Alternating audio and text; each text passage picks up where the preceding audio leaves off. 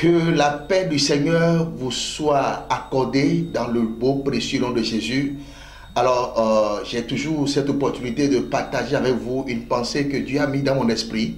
Et pour cet épisode, je partagerai avec vous une petite pensée divine que j'intitule « Vous êtes une semence incorruptible ». Et je veux qu'on aille dans la parole de Dieu, dans le livre de 1 Pierre chapitre 1, verset 23. Qu'est-ce qu'il dit? Il dit « Puisque vous avez été régénérés, non pas une semence corruptible, mais par une semence incorruptible, par la parole vivante et permanente de Dieu. » Alors, quand tu lis ces passages, alors ce passage, ça parle aux chrétiens nés de nouveau.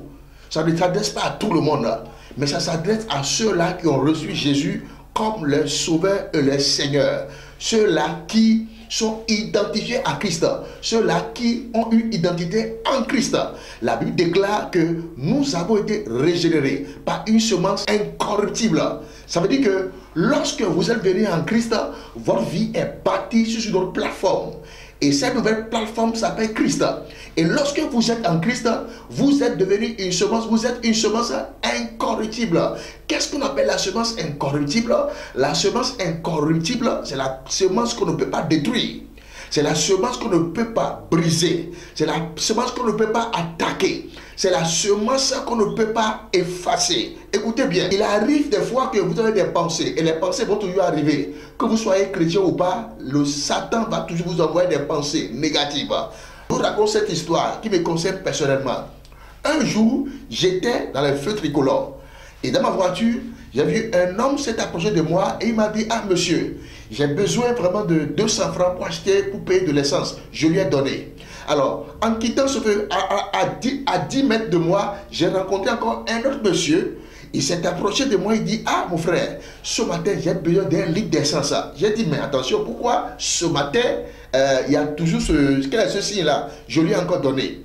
Pendant que je donnais l'argent à ce monsieur-là, il y a une pensée qui entrait dans ma tête, dans ma pensée, parce que Satan, le fait que vous êtes chrétien n'empêche pas Satan de vous injecter des pensées négatives. Mais c'est vous qui devez accepter ou non. Donc, il m'a injecté une pensée négative. Et quelle est cette pensée? Il m'a dit, toi, tu t'es levé ce matin, tu n'as pas encore gagné de l'argent et tu donnes ton argent seulement aux gens. Si on prend ces gens-là qui sont venus vers toi pour te demander de l'argent, est-ce que tu les connais? Et s'ils prenaient ton argent pour aller faire des choses contre toi? Et en même temps, le Saint-Esprit m'a repris.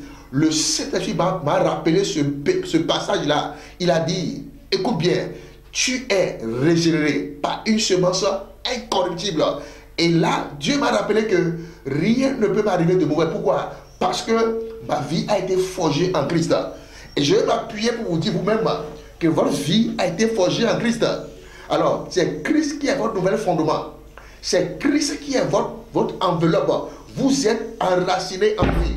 Et puisque vous êtes enraciné en lui, il n'y a rien de mauvais qui pourrait vous arriver. Même si on vous injecte de sort, le sort n'aura pas de puissance sur vous. Le sort ne vous attaquera pas. Même si on prend votre argent pour dire qu'on va aller vraiment détruire cet argent-là, ça ne marchera pas. Pourquoi? Parce que ce n'est plus toi qui vis, mais c'est Christ qui vit en toi. Et je déclare dans ta vie, si tu es là et que tu m'écoutes, et que tu vis ces choses-là, je prie que cette malédiction soit brisée sur toi aujourd'hui. Mais ce n'est pas encore fini. Il a dit, comment nous sommes enracinés dans cette semence incorruptible?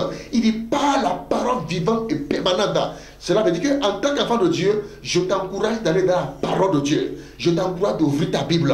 Je t'encourage d'aller à la quête de la connaissance. Parce que la connaissance délivre l'homme de l'ignorance. Et lorsque tu commences à écouter les enseignements, ton ignorance va partir. Et cette semence incorruptible que tu es deviendra visible dans ton entourage. Tu es béni aujourd'hui. Amen.